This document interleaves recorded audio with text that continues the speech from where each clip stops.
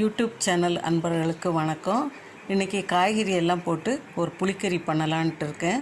அதுக்கு ஒரு சின்ன எலுமிச்சம்பழம் அளவுக்கு புளி நானே போட்டிருக்கேன். நம்ம மாங்காயும் போட போகிறோம், அதனால் புளி கம்மியாக போட்டிருக்கேன். கத்திரிக்காய் ஒரு 3 கத்திரிக்காய் தான் எடுத்திருக்கேன். அதை நறுக்கிக்கலாம். எல்லா காயுமே க்ளீன் பண்ணிக்கலாம்.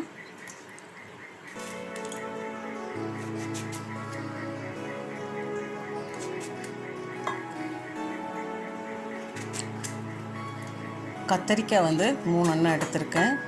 ஒரு 3 வெண்டைக்காய், ஒரு மாங்காய், 2 தக்காளி பழம், இந்த சீன அவரைக்காய், கொத்தவரங்கான்னு சொல்கிற அந்த அவரைக்காய், சின்ன வெங்காயம் ஒரு 10 எண்ணம் பல்ஸ் பண்ணி போட்டுக்கிறதுக்கு, அப்புறம் ஒரு முருங்கைக்காய் எடுத்திருக்கேன். இது எல்லா காயும் நம்ம நறுக்கி க்ளீன் பண்ணி எடுத்துக்கலாம். இதில் 3 மிளகாயும் போட்டிருக்கேன். அதை நான் கீறவே இல்லை, அப்படி முழுசாகவே போடுறேன். ஏன்னா உரப்பு நிறையா ஆயிரும் அப்படிங்கிறதுக்காண்டி. அந்த மிளகா வாசனை இருக்கும்போது அது கொஞ்சம் டேஸ்ட்டு நல்லாயிருக்கும். இதுக்கு நம்ம தேங்காயும் அரைக்கந்தான். நான் வீட்டுக்கு என்ன செய்கிறேனோ அதைத்தான் அப்படியே வீடியோவில் போடுதேன். பெரிய கேமராலாம் ஒன்றும் வச்சு எடுக்கலை. இப்போ நான் கையில் வச்சுருக்க ஃபோன் வச்சு தான் பண்ணிகிட்ருக்கேன்.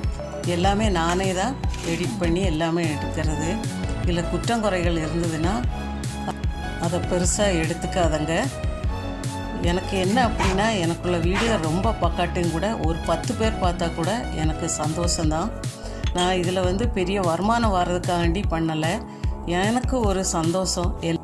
எனக்குள்ள வீடியோ கூட எல்லாரும் பார்க்குறாங்களே அப்படிங்கிறது தான்.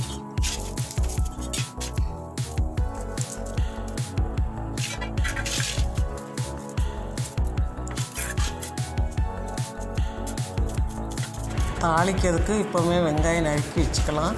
எல்லா வேலையுமே முதல்ல நம்ம முடிச்சிட்டோன்னா அடுப்புக்கிட்ட போகையில் ரொம்ப ஈஸியாக இருக்கும். இல்லைன்னா வேலை ரொம்ப இழுத்துக்கிட்டே இருக்க மாதிரி இருக்கும்.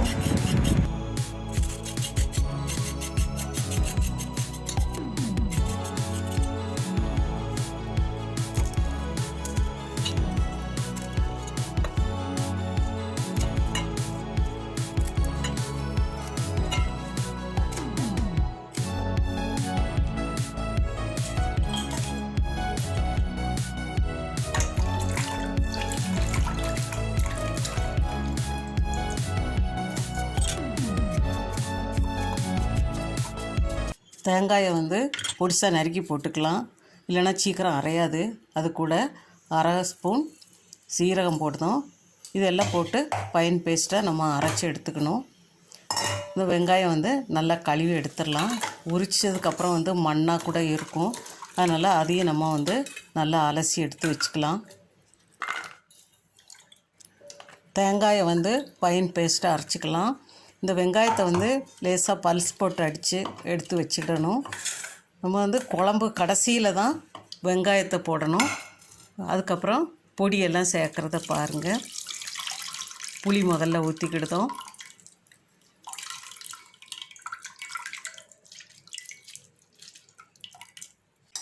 ரெண்டு டீஸ்பூன் வத்தப்பொடி, 2 டீஸ்பூன் மல்லிப்பொடி, 1/2 ஸ்பூன் மஞ்சப்பொடி,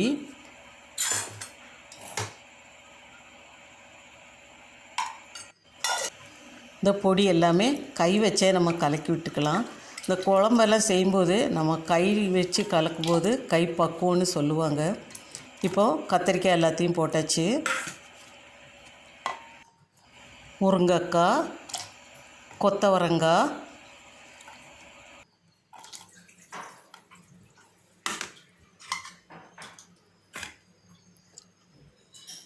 இந்த மாங்காயை கடைசியில் தான் போடணும். மிளகாயும் தக்காளியும் அதில் போட்டுருதோம். இது எல்லாமே ஒரு கலக்கி வச்சு நம்ம அடுப்பில் போட்டுடலாம். அந்த வெண்டைக்காயை நம்ம ஒரு சொட்டு எண்ணெய் விட்டு நம்ம துவைக்கி தான் இதில் போடணும். இப்போது இந்த குழம்புக்கு தேவையான தண்ணி இன்னும் கொஞ்சம் ஊற்றிக்கலாம். கொதித்து குழம்பு வெந்து வரும்போது குழம்பு கம்மியாக இருக்கும். இதே மாதிரி பொடியெல்லாம் சேர்த்து காயெல்லாம் அதில் முக்கி வச்சு நம்ம கொதிக்க வச்சு எடுத்தோன்னாக்கா புளிக்குழம்பு நல்லா டேஸ்ட்டாக இருக்கும். இப்போ நம்ம குழம்பு வெந்து எல்லாம் ரெடி ஆயிடுச்சு. இப்போ நம்ம இந்த வெண்டைக்காவை வந்து கொஞ்சம் எண்ணெய் விட்டு துவக்கி அதில் அள்ளி போட்டுக்கலாம். வெண்டைக்காய் வந்து கடைசியில் போட்டாலும் போதும். அது ஏற்கனவே நம்ம துவக்கி போடுறதுனால அது சீக்கிரம் வெந்துடவும் செய்யும். கடைசியில் போடும்போது டேஸ்ட்டும் நல்லா எடுத்து கொடுக்கும். இந்த வெண்டைக்காய் போடும்போது நம்ம அந்த மாங்காயும் போட்டால் போகிறோம். கடைசியில் போடும்போது அப்படி துண்டு துண்டாக எடுத்துக்கலாம். இல்லை அப்படின்னா அந்த குழம்போடு வந்து அந்த மாங்காய் கரைஞ்சிரும். மாங்காய் எல்லாம் போட்டதுக்கப்புறமா நம்ம உப்பு போட்டால் போகிறோம். முதல்ல இந்த குழம்புக்கு வந்து போடும்போது கடுத்துரும். அப்போது உரப்பு உப்பு இருக்கும். அந்த ஒரு டேஸ்ட்டுங்கிறது வந்து அதில் இருக்காது. இப்போது இந்த உப்பு போடுதோம். அது கூட வந்து நம்ம வெங்காயம் வந்து பல்ஸ் பண்ணி வச்சுருக்கதையும் இப்போ போடுதோம். முதல்ல போடும்போது அந்த வெங்காயம் வந்து வெந்து குழஞ்சிரும். அந்த வெங்காயத்துக்குள்ளே அந்த வாசனையே அதில் வராது. இந்த புளிக்குழம்புக்கு வந்து அந்த வாசனை வந்ததுன்னா நல்லா டேஸ்ட்டாக இருக்கும். இப்போ இது எல்லாம் போட்டு நல்லா ஒரு கொதித்ததுக்கப்புறம் நம்ம தேங்காய் அரைச்சி வச்சுருக்கதை ஊற்றுதோம். அந்த தேங்காயை அதில் ஊற்றும்போது வந்து நம்ம அடுப்பவே அமர்த்திடலாம். அமர்த்திட்டு தேங்காயை போட்டு நம்ம அப்படி மூடி வச்சு அதில் வந்து தாளித்து கொட்டிக்கலாம்.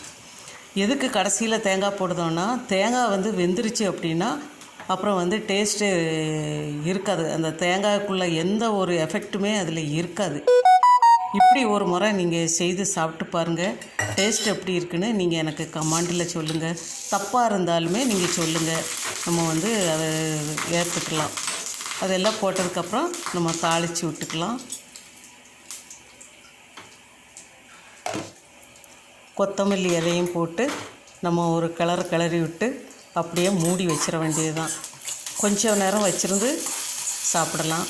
இல்லை அதுக்கு முன்னே உடனே சாப்பிடணுன்னாலும் சாப்பிட்டுக்கலாம். எப்படி இருந்தாலும் புளிக்குழம்பு வந்து சூப்பராக இருக்கும். நீங்கள் 2 நாள் வச்சுருந்து கூட சாப்பிட்டுக்கலாம். சாதம், களி, டிஃபன் என்ன அதுக்கு வேணாலுமே நீங்கள் இது குழம்பா ஊற்றி சாப்பிட்டுக்கலாம். சூப்பர் டேஸ்ட்டாக இருக்கும். இது பிடிச்சிருந்தா எனக்கு கமெண்டில் சொல்லுங்கள். ஒரு லைக் பண்ணுங்கள், ஷேர் பண்ணுங்கள்.